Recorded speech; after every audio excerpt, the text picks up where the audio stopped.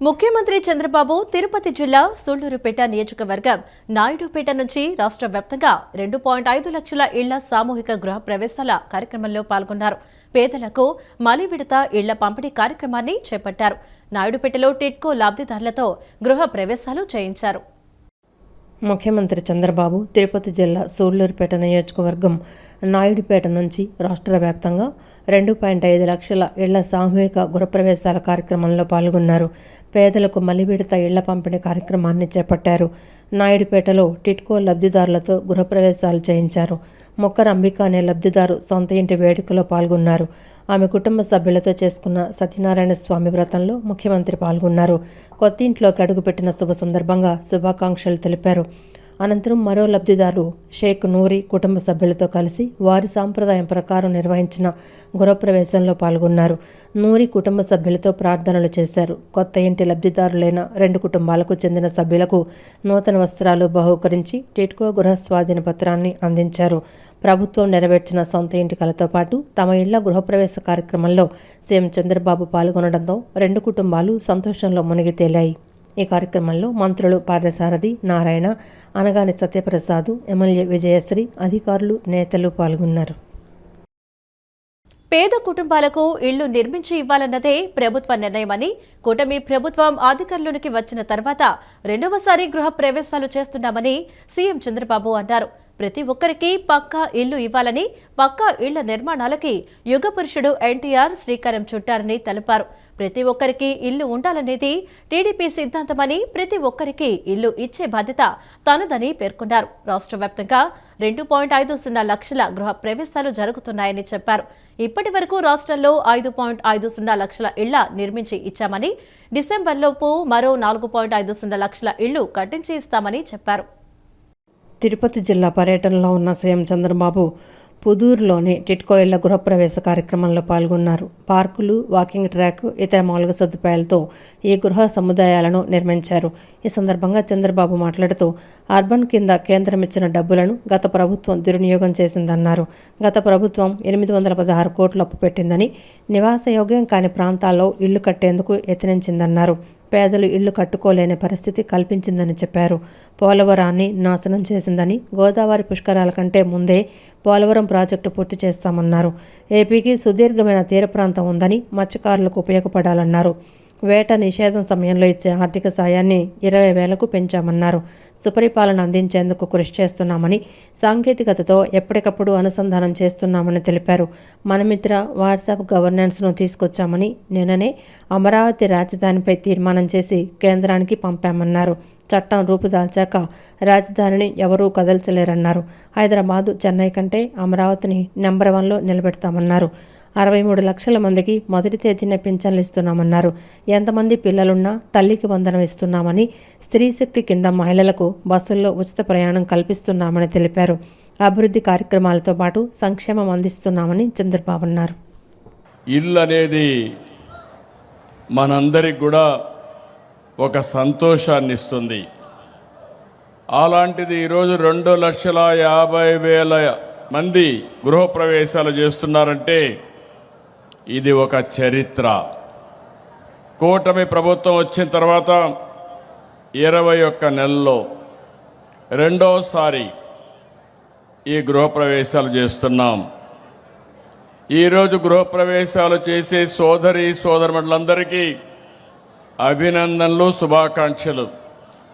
నూతనంగా మీకు ఇల్లు వచ్చింది. భవిష్యత్తులో మంచి ముహూర్తం అప్పుడు మీకు హ్యాండ్ ఓవర్ చేశాను.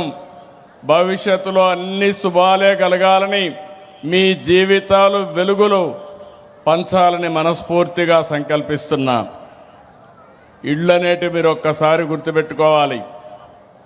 ఒకప్పుడు పేదవాడు ఉండేది గుడిసెల్లో ఉండేవాళ్ళు. 1984 ఎన్టీ రామారావు గారు ఆలోచించారు, నా పేదవాడు ఉండవలసింది గుడిసెల్లో కాదు, పక్కా ఇంటిలో ఉండాలని. పక్కా ఇళ్ల నిర్మాణానికి శ్రీకారం చుట్టిన యుగ పురుషుడు నందమూరి తారక రామారావు గారు. ప్రతి పేద కుటుంబానికి శాశ్వతంగా ఇళ్లు నిర్మించి ఇవ్వాలనేది మా సంకల్పం. ఇది టీడీపీ సిద్ధాంతం.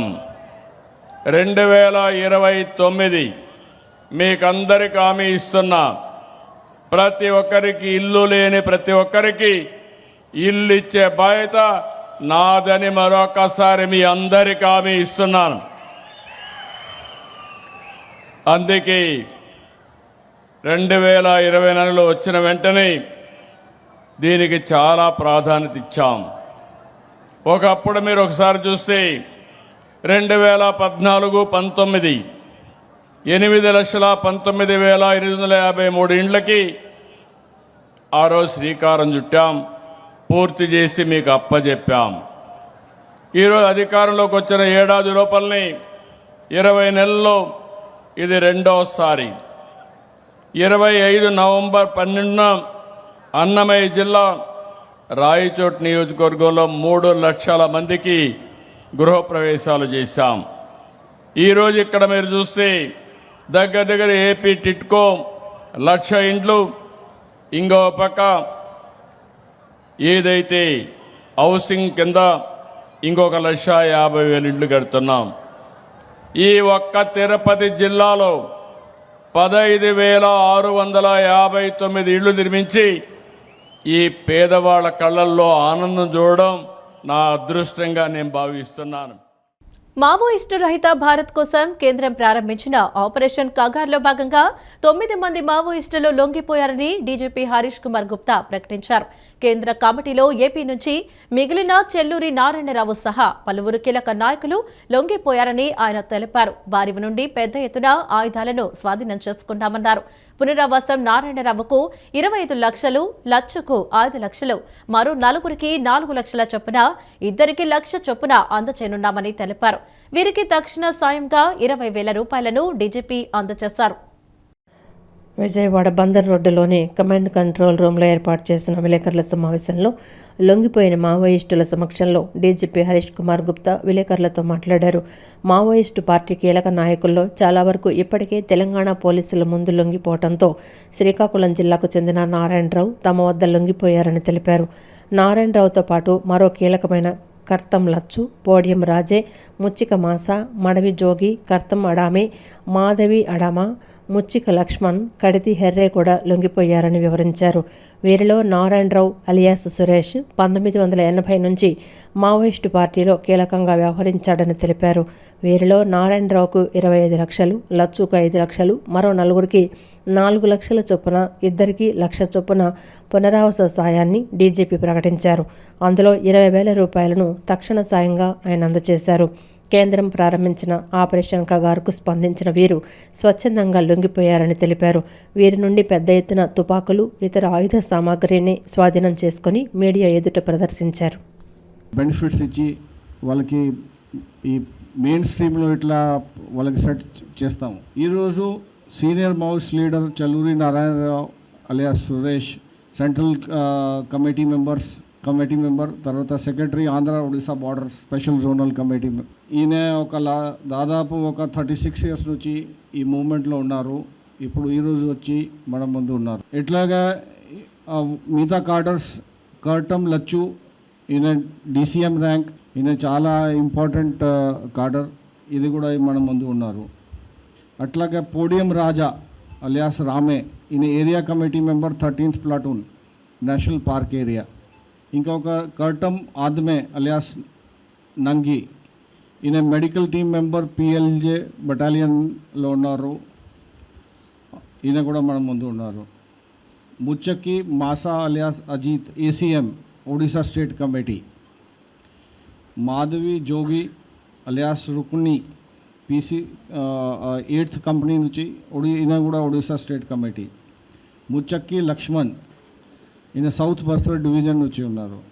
మాధవి ఆదమ్మ, ఈయన 1st ప్లాటూన్ నుంచి ఉన్నారు.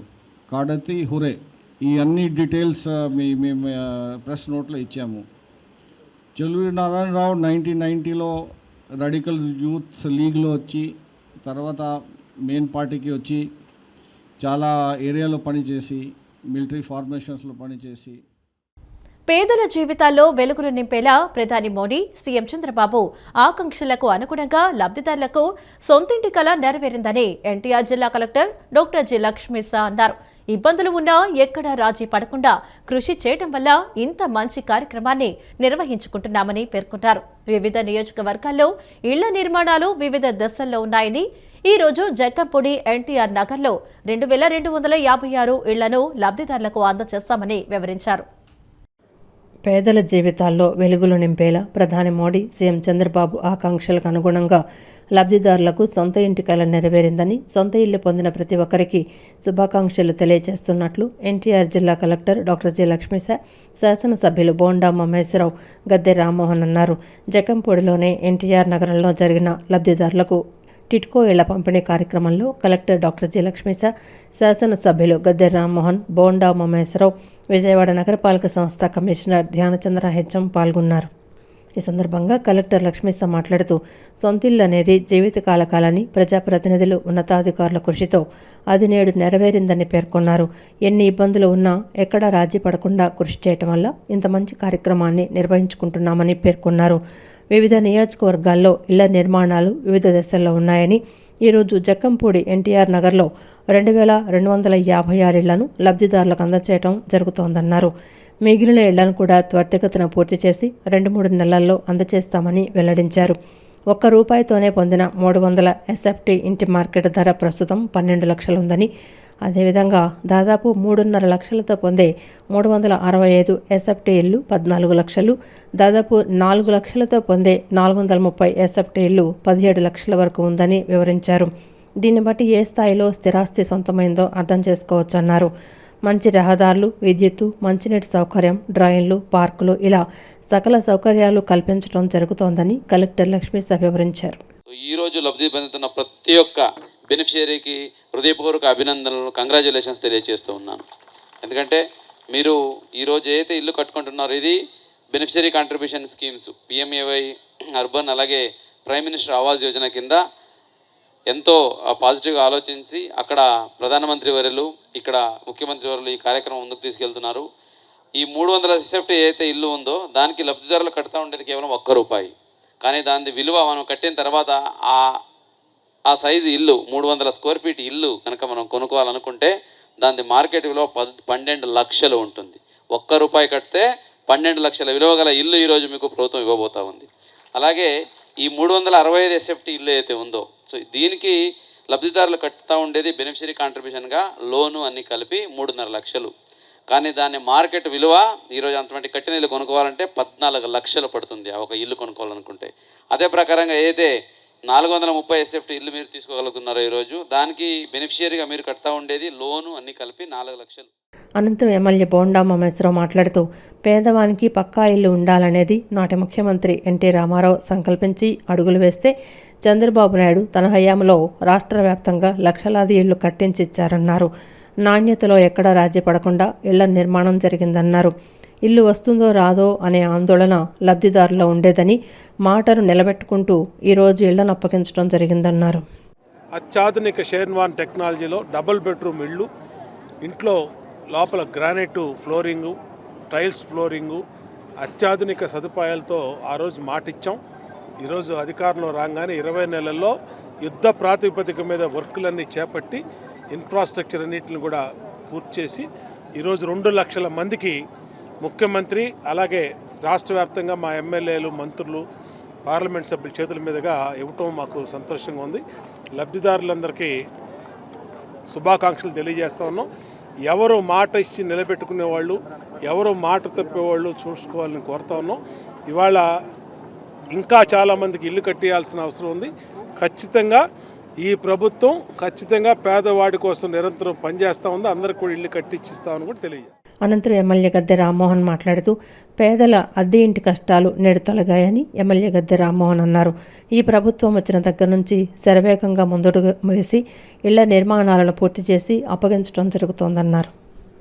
ఇక్కడ నేను ప్రతి ఒక్కళ్ళు కూడా అడిగేది లేకపోతే ప్రతి ఒక్కళ్ళు ఆలోచన చేయమనేది, నారా చంద్రబాబు నాయుడు గారు పేదవాళ్ళకి ఇల్లు ఇవ్వాలి, వాళ్ళ కళ నెరవేర్చాలని చెప్పి తపనబడి ఇవాళ పూర్తి చేసిన నారా చంద్రబాబు నాయుడు గారు, అదేవిధంగా జగన్మోహన్ రెడ్డి గారు వాళ్ళు ఏమైపోతే నాకేంటి, ఆ ఇంటి మీద 3,27,000 నా జేబులోకి వచ్చిననే భావంతో ఉన్న జగన్మోహన్ రెడ్డి గారు.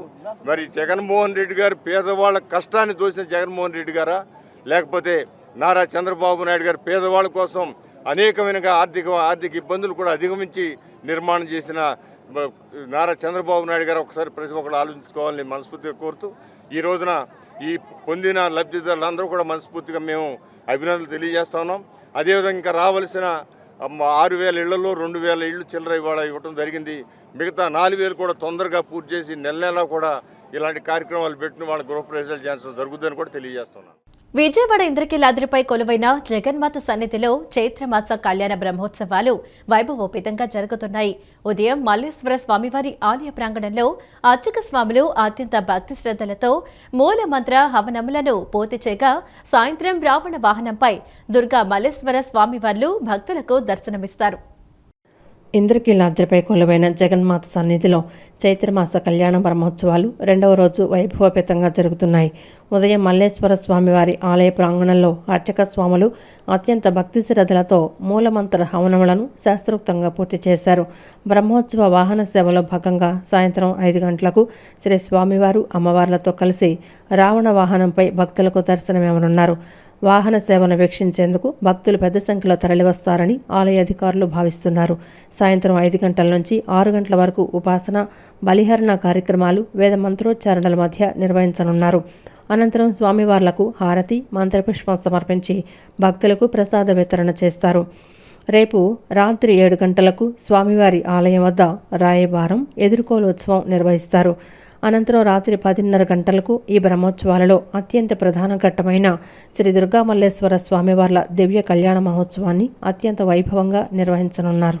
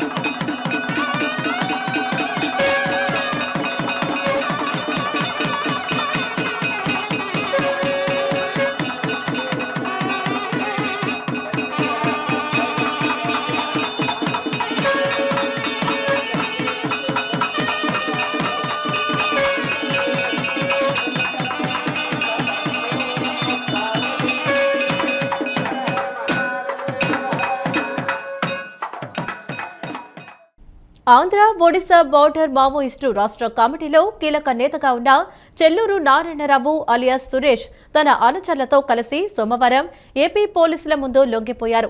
మారుతున్న సామాజిక ఆర్థిక పరిస్థితులకు అనుగుణంగా అడవి బాట వీడి అభివృద్ధి పదంలోకి నడవాలని నిర్ణయించుకున్నట్లు నారాయణరావు అన్నారు. ఎప్పుడైతే మారిన పరిస్థితికి అనుగుణంగా పార్టీ తన సైద్ధాంతిక రాజకీయ స్థాయిని పెంచుకోవడం, దానికి అనుగుణమైన ఎత్తుగడలు రూపొందించుకోవడం, దానికి అనుగుణమైనటువంటి నిర్ణయాలు చేస్తూ ముందుకెళ్ళడం ద్వారానే ఆ ఉద్యమం అనేది ముందుకు వెళ్ళేది. కానీ పార్టీ తీసుకున్నటువంటి నిర్ణయాలన్నీ కూడా అవి వాస్తవ పరిస్థితులు సంబంధం లేనటువంటి పద్ధతుల్లో ఆ నిర్ణయాలు అనేటువంటిది ఉంటూ వచ్చాయి. దాని మూలంగా ఈరోజు మావోయిస్టు ఉద్యమం అనేటువంటిది మన ఏఓబలనే కాదు, మొత్తం దేశవ్యాప్తంగా కూడా మావోయిస్టు ఉద్యమం అనేటువంటిది ఈరోజు కనుమరుగై పరిస్థితి అనేటువంటిది వచ్చినటువంటిది. దీనికి ప్రధాన కారణం మావోయిస్టు ఉద్యమం అనేటువంటిది ఈరోజు తనకు అప్డేట్ కాకలేకపోవడం, పరిస్థితులకు అనుగుణంగా అప్డేట్ కాకలేకపోవడం అనేటువంటిది మెయిన్ కారణం. కాబట్టి ఈ పరిస్థితుల్లో నేను ఇంకా సాయుధ పోరాటాన్ని అనేటువంటి వైపు కాకుండా సాయుధ పోరాటాన్ని వదిలిపెట్టి జనజీవన సంస్థలో కలిసి ప్రజాస్వామ్యబద్ధంగా నా కార్యాచరణ కొనసాగిద్దాం అనేటువంటిది ఆలోచనతోనే మన ఏపీ పోలీసుల ఎదుట వచ్చి లొంగిపోవడం అనేటువంటి జరుగుతుంది.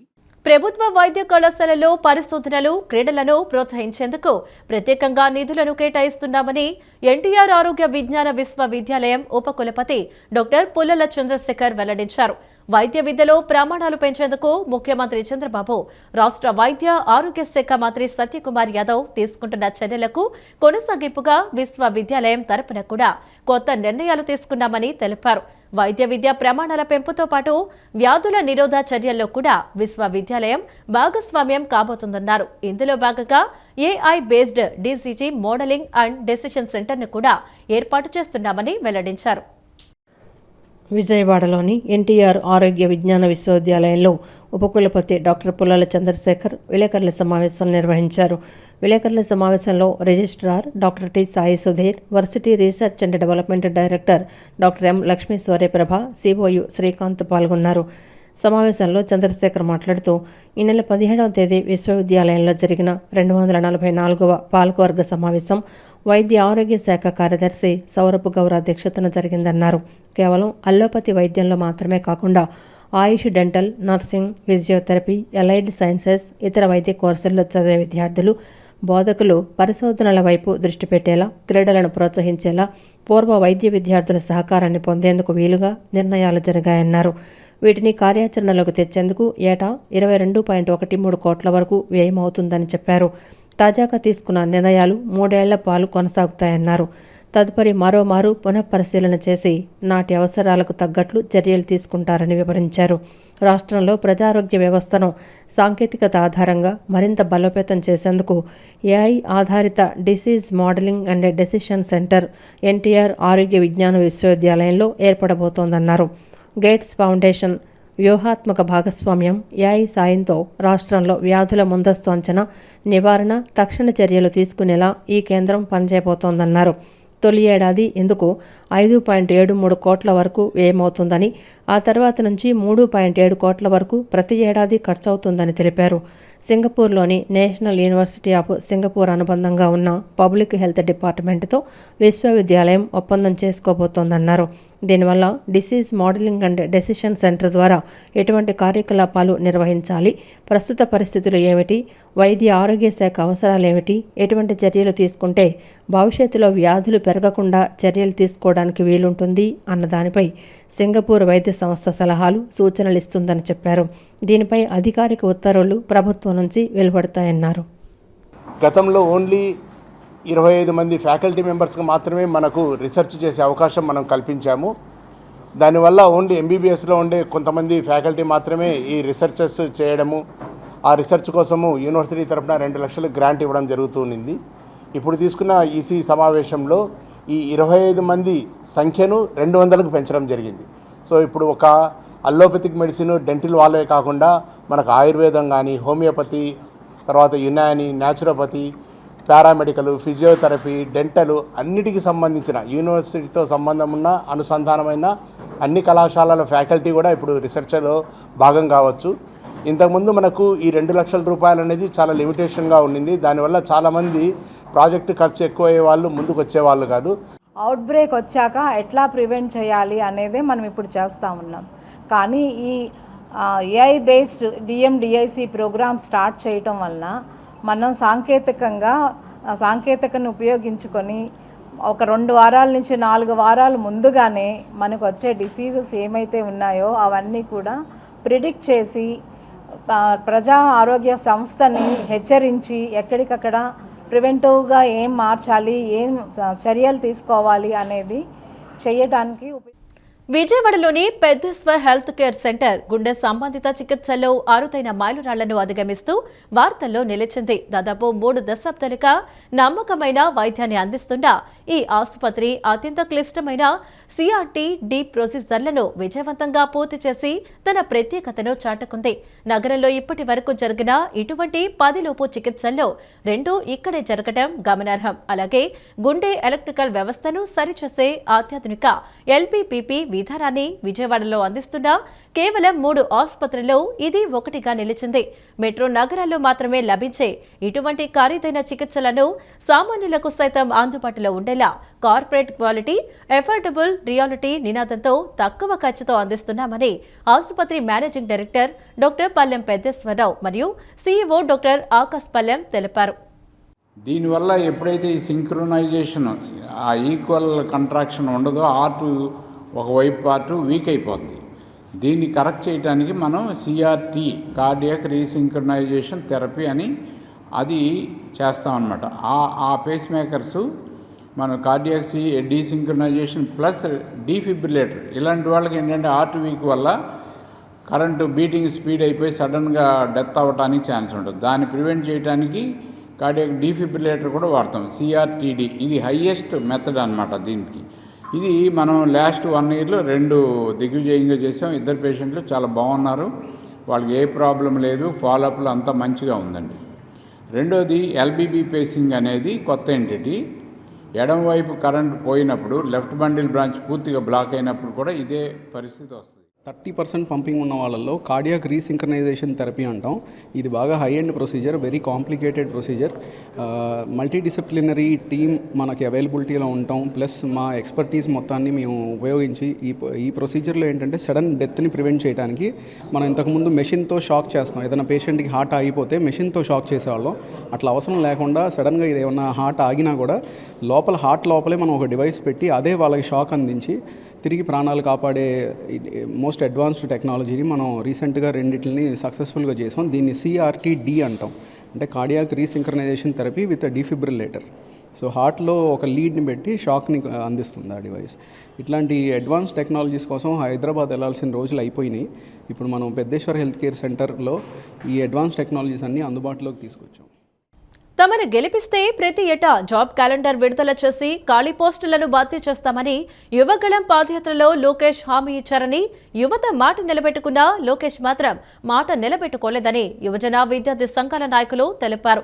అధికారంలోనికి వచ్చిన 2 సంవత్సరాల తర్వాత కేవలం 10,060 ఉద్యోగాలతో జాబ్లెస్ క్యాలెండర్ విడుదల చేసి ఉగాది పండుగ చేసుకోమని చెప్పడం న్యాయమా అని ప్రశ్నించారు. రాష్ట్రంలో 25 లక్షల మంది నిరుద్యోగులు జాబ్ క్యాలెండర్ కోసం ఎదురు చూస్తారని, కానీ రాష్ట్ర ప్రభుత్వం వారి ఆశలను అడియాసలు చేస్తుందన్నారు.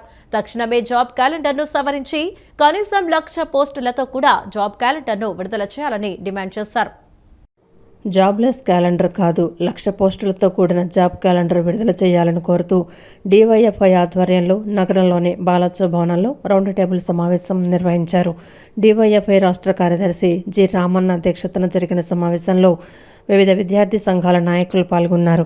ప్రభుత్వ ఉద్యోగాలకు వయోపరిమితి 47కు పెంచాలని, డిఎస్సికి 49, పోలీస్ కానిస్టేబుల్కు 35 సంవత్సరాలకు పెంచాలన్నారు. డిఎస్సిలో పీఈటీ, స్కూల్ అసిస్టెంట్ పోస్టులు పెంచాలని కోరారు. స్పెషల్ ఎడ్యుకేషన్ డిఎస్సి నోటిఫికేషన్ విడుదల చేసి 2,260 పోస్టులను డైరెక్ట్ రిక్రూట్మెంట్ పద్ధతిలో భర్తీ చేయాలన్నారు. ఖాళీగా ఉన్న లైబ్రేరియన్ పోస్టులు భర్తీ చేయాలని కోరారు. Animal husbandry assistant, veterinary assistant పోస్టులను భర్తీ చేయాలని చెప్పారు. యూనివర్సిటీలో ఖాళీగా ఉన్న 3,371 professor, assistant professor, associate professor పోస్టులు భర్తీ చేయాలని డిమాండ్ చేశారు. 10,762 పోలీస్ కానిస్టేబుల్ ఉద్యోగాలు భర్తీ చేయాలని, గ్రూప్ 1-2లో 5,000 పోస్టులను భర్తీ చేయాలన్నారు. రాష్ట్ర ప్రభుత్వ శాఖల్లో ఖాళీలపై శ్వేతపత్రం విడుదల చేయాలని, ప్రతి నోటిఫికేషన్ వివాదం లేకుండా చూడాలన్నారు. తక్షణమే జాబ్ క్యాలెండర్ను సవరించి కనీసం 1,00,000 పోస్టులతో కూడా జాబ్ క్యాలెండర్ను విడుదల చేయాలని డిమాండ్ చేశారు. కేవలం 800 మాత్రమే చూపించారు. దీంట్లో ఎండమెంట్ లేదు, రెవెన్యూ లేదు, అనేక శాఖలు లేవు. అట్లాగే ఇంజనీరింగ్ పోస్ట్ భర్తీ చేయడం లేదు. విద్యుత్ ఇప్పుడు సంబంధించిన దాంట్లో ఒక్క ఏఈ పోస్ట్ కూడా ఇందులో లేవు. అందుకని రాబోయే రోజుల్లో ఈ జాబ్ క్యాలెండర్ను సవరించాలి. ఈ జాబ్ క్యాలెండర్లో మేము చెప్పిన ఈ 10 డిమాండ్లను రాష్ట్ర ప్రభుత్వం కనుక పరిష్కరించకపోతే రేపు 6వ తేదీన సోమవారం రోజు అన్ని జిల్లా కలెక్టరేట్ ముందు డివైఎఫ్ఐ ఇతర ప్రజా సంఘాలు, ఇతర సంఘాల ఆధ్వర్యంలో పెద్ద ఎత్తున ఆందోళన చేస్తాం. దానికి కూడా రాష్ట్ర ప్రభుత్వం దిగరాకపోతే ఏప్రిల్ 20వ తేదీన సోమవారం రోజు చలో విజయవాడలో మహాధరణ కూడా చేస్తాం. దానికి ప్రభుత్వమే బాధ్యత వహించాల్సి ఉంటుంది.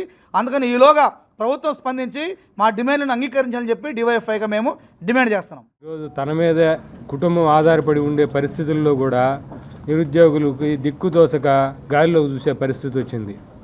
కాబట్టి ప్రతి ఒక్క నిరుద్యోగికి కూడా వయోపరిమితిని పెంచి గత 7 సంవత్సరాలుగా నోటిఫికేషన్ల క్రమ పద్ధతిలో లేనందువల్ల ఈ 7 సంవత్సరాల నుంచి వీళ్ళు కష్టపడి చదివిందంతా వృద్ధాపాలు కాకుండా ఉండాలి అంటే ఖచ్చితంగా నోటిఫికేషన్లో వయోపరిమితిని పెంచాల్సిందే. ఇది పెంచకపోతే ఇబ్బంది పడాల్సిన పరిస్థితి నిరుద్యోగులకు వస్తుంది, అందరూ ఇబ్బంది పడే పరిస్థితి వస్తుంది. కాబట్టి నోటిఫికేషన్లు ఏజ్ పెంచడంతో పాటు పోస్టులు పెంచాలి. ఈ పోస్టులు పెంచి నిరుద్యోగుల్ని సహృదయంతో గవర్నమెంట్ ఆదుకోవాలని చెప్పేసి విజ్ఞప్తి చేస్తున్నాం. ఉద్యోగులుగా ఉన్నామో మాకు ఉద్యోగాలు రావట్లేదు. దీని మీద కూడా గవర్నమెంట్ వారిని మేము వివరణ అడుగుతున్నామండి. అదేవిధంగా దీంట్లో ప్రత్యేకించి ఇంకొక పాయింట్ ఏంటంటే, ప్రతి గవర్నమెంట్ రూల్ ప్రకారం ఒక జీవో రిలీజ్ చేసింది. ప్రతి గవర్నమెంట్ ఆఫీసుల్లో స్పెషల్ ఎడ్యుకేటర్స్, స్పెషల్ నీడ్స్ ఉన్నటువంటి వారి కోసం ఒక స్పెషల్ ఎడ్యుకేటర్ ఉండాలి అనేటువంటి ఒక జీవో ఉంది. దాన్ని ఈ గవర్నమెంట్ మరుగుపరిచేసింది. ఆ ఉద్యోగాల యొక్క భర్తీ అనేటువంటిది ఆరాలేదండి. వీటన్నిటి మీద వివరణ మాకు ఇస్తూ మా ఉద్యోగాలు భర్తీ చేయవలసిందిగా కోరుతుంది. కేంద్ర ప్రభుత్వం రాష్ట్రపతి ఆమోదం కోసం పంపిన ట్రాన్స్ బిల్ 2026ను తీవ్రంగా వ్యతిరేకిస్తున్నట్లు ఆంధ్ర ట్రాన్స్ హిజ్రా స్వాభిమాన సభ ప్రతినిధులు, మహిళా సంఘాల నాయకులు తెలిపారు. ఈ బిల్లు భారత రాజ్యాంగంలోని ఆర్టికల్స్ 14, 15, 19 మరియు 21 కింద ఉన్న ప్రాథమిక హక్కులకు విరుద్ధంగా ఉంటుందన్నారు. సుప్రీంకోర్టులో లింగ స్వీయ గుర్తింపు హక్కును ప్రాథమిక హక్కుగా గుర్తించిందని ప్రతిపాదిత బిల్లు ఈ సూత్రాన్ని బలహీనపరుస్తుందన్నారు. ట్రాన్స్ బిల్ 2026ను వ్యతిరేకిస్తూ ఆంధ్ర ట్రాన్స్ హిజ్రా స్వాభిమాన సభను విజయవాడలోని బాలోత్సవ భవనంలో మహిళా సంఘాల ఆధ్వర్యంలో నిర్వహించారు. ఈ సందర్భంగా వారు మాట్లాడుతూ ట్రాన్స్ బిల్ 2026 భారత రాజ్యాంగంలోని ఆర్టికల్స్ 14, 15, 19 మరియు 21 కింద ఉన్న ప్రాథమిక హక్కులకు విరుద్ధంగా ఉంటుందన్నారు. సుప్రీంకోర్టులో లింగ స్వీయ గుర్తింపు హక్కును ప్రాథమిక హక్కుగా గుర్తించిందని ప్రతిపాదిత బిల్లు ఈ సూత్రాన్ని బలహీనపరుస్తోందన్నారు. ట్రాన్స్జెండర్ వ్యక్తులు అనే నిర్వచనాన్ని కుదించడం, వాళ్ళ అనేక లింగ వైవిధ్య గుంపులు ఈ చట్టం పరిధి నుంచి బయటపడే ప్రమాదం ఉందని, సంక్షేమ పథకాల నుంచి తొలగిస్తారని, వ్యక్తిగత స్వాతంత్ర్యానికి భంగం కలుగుతుందని, ఇప్పటికే గుర్తింపు పొందిన వారికి చట్టపరమైన సమస్యలు ఎదురవుతాయన్నారు. కేంద్ర ప్రభుత్వంలో భాగంగా ఉంది. ఇలాంటి చట్టం తీసుకురావడం రాజ్యాంగ హక్కుల్ని రక్షించడానికి కానీ, మానవ హక్కుల్ని రక్షించడానికి కానీ, మనుషులుగా జీవించే హక్కుని గుర్తించడానికి కానీ ఉపయోగపడుతుందా? ఈ రకమైనటువంటి పద్ధతుల్లో మీరు చేయవచ్చా? ఇప్పుడైనా సరే రాష్ట్రపతి ఇంకా దాని మీద ఆమోదముద్ర వేసినట్లు లేరు. ఇప్పటికే సుప్రీంకోర్టు అపాయింట్ చేసిన కమిటీలో ఎవరైతే ట్రాన్స్జెండర్స్ కమ్యూనిటీ నుంచి ప్రాతినిధ్యం వహిస్తున్నారో వాళ్ళు రాజీనామా చేస్తున్నారు. నిరసనగా ఇప్పటికైనా ట్రాన్స్ కమ్యూనిటీతో చర్చించండి. మీరు కనీసం ప్రజాస్వామ్యం మీద విలువలు ఉంటాయి, మీకు ధర్మం మీద విలువలు ఉంటాయి, వాటిని ఆ పని చెయ్యాలి అని చెప్పేసి మేమందరం కూడా అప్పీల్ చేస్తాం. పురుక్కన హీనంగా చూస్తున్నారు. మీరు అన్నారు చూసారు సార్, ఇందాక ఒక చిన్న వాయిస్ రేజ్ చేశారు. పెన్షన్ కాడికి వెళ్తే 10,000 అడుగుతున్నారు అన్నారు సార్. 10,000 అడిగిందే ఒక్కళ్ళే వింటున్నారు, కానీ ప్రతి ఒక్కరు అక్కడ ఇచ్చిన అమౌంట్ అనేది ఎవ్వరు వినరు సార్, ఎవరు చూడరు. మేము నోటితో వచ్చిన మాట 10,000 అంటే ఇవ్వండి, తలో ఒక 100, 200 పంచుకుంటాం, దాన్ని దండం పెడతాం. కానీ వాళ్ళు ఇచ్చేది 1,500. 1,500 1,500 ఇస్తారు. అవి ఎవరు చోట్ల మేము అడిగిందే కనపడుతుంది, కానీ వాళ్ళు ఇచ్చే డబ్బులు ఎవరికి కనపడతలేదు. మీరు కూడా ఆలోచించండి, పెద్ద మంది చేసుకొని. మీడియా అంటే ఏంటి? ప్రజల కళ్ళు. మీరే అన్నీ స్పష్టంగా చూసి చెప్పాలి. మా గురించి ఏదైనా ఈ బిల్లుతోటి ఈ రాజ్యాంగ హక్కుల ఉల్లంఘన ట్రాన్స్జెండర్ వ్యక్తుల్ని పూర్తిగా చేస్తుంది. సో కాబట్టి ఆల్రెడీ లోక్సభలో, రాజ్యసభలో వితిన్ 1 వారంలోనే ప్రవేశపెట్టి దీన్ని ఆమోదించడం కూడా జరిగింది. ఎందుకంటే లోక్సభ, రాజ్యసభలో కూడా వాళ్ళ నెంబర్సే ఉన్నాయి కాబట్టి. దీని ద్వారా మేము మంచి చేయబోతున్నాము. ఇందులో కొంతమంది ట్రాన్స్జెండర్ వ్యక్తులు అసలు ఎవరు ఒరిజినల్, ఎవరు ఫేక్ అనేది మాకు తెలియట్లేదు అనే ఒక వాదన తీసుకొస్తున్నారు. మెడికల్ బోర్డు ద్వారా ఎవరు ఫేకు, ఎవరు రియల్ ఎలా తెలుస్తుందో మాకైతే అర్థం కావట్లేదు. మేము ఏ రోజు మగవాళ్ళల్లో ఆడాల్లో మగాళ్ళలో ఫేక్ ఉన్నారని ఏ రోజు మేము అనలేదు. ఎందుకంటే కేవలం మేము చాలా మినిస్కూల్ కమ్యూనిటీ కాబట్టి, తక్కువ నెంబర్లో ఉన్న కమ్యూనిటీ కాబట్టి ఆడవాళ్ళు మగవాళ్ళు చట్టసభలో కూర్చొని మా హక్కుల్ని, రాజ్యాంగ హక్కుల్ని కాల రాస్తూ ఈ బిల్లు ద్వారా జరుగుతుంది. ఈ వార్తలు ఇంతటితో సమాప్తం. నమస్కారం.